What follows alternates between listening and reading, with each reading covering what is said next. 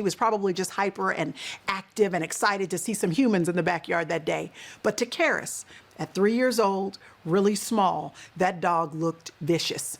And so she was running away from this dog in terror. Now, you know, the more you run, the more the dog thinks you want to play.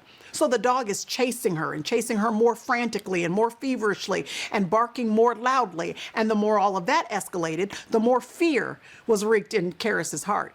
So she ran, and my dad, her grandfather, saw the chaos outside, walked outside onto the back patio, opened up his arms so that Karis would be able to run directly into his arms.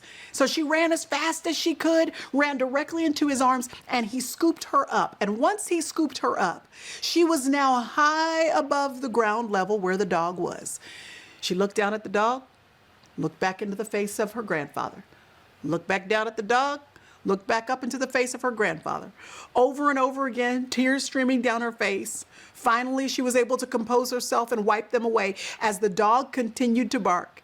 And she looked down at the dog finally and said, "Na, na, na, na, na," because now everything changed because she was in her father's arms.